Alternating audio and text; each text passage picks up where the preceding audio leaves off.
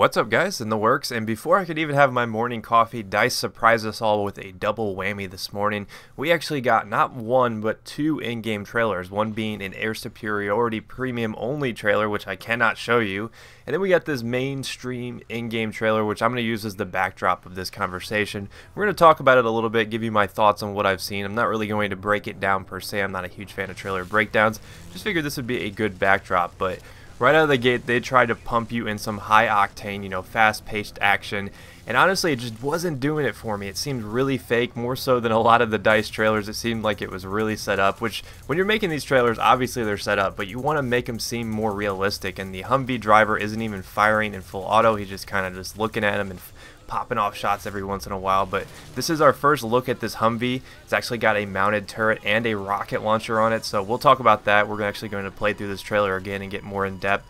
But it actually looks really kind of interesting. I'm actually kind of intrigued by this particular vehicle, but the dirt bikes are going to be high risk, high reward. They look really easy to get killed on, much like the ATVs. I think that's what they call them in this game. The ATVs, the quads or whatever, they seem like they're really easy to shoot people off of, really easy to destroy, which makes me wonder how the javelins are going to interact with the dirt bikes. But they did give you guys, if you're not a premium member, they did give you a little bit of a teaser at the end of this one with some air superiority.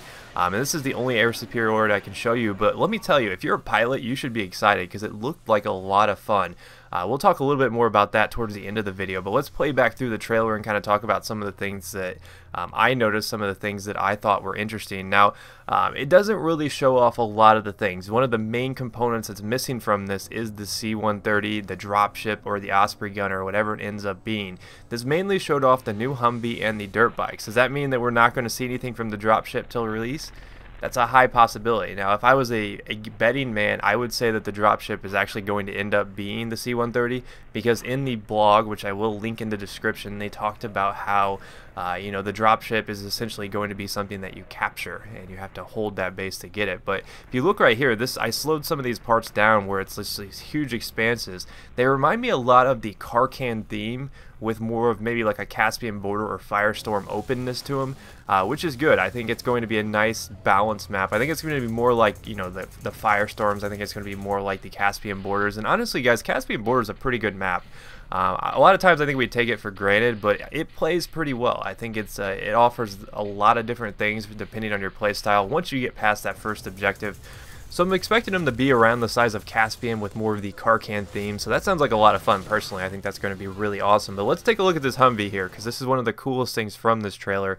You can see that it's got a mounted rocket launcher that can lock on the air support on the back, but it also has a mounted machine gun turret to deal with infantry. So not only can you take out air support, you can also deal with ground troops, engineers that are shooting RPGs at you, maybe lightly armored vehicles. I don't know, you might be able to do some damage to the heavy stuff too. But you can see here, you can lock on to helicopters, so now you can deal with scout choppers, you can deal with attack choppers. Heck, you might even be able to lock on to like C-130s or whatever they put in this game for the dropship. If you see there, I froze that just so you could see the name of the actual rocket. It's like the HMMV something something or rather, which I'm sure stands for anti-air rocket something.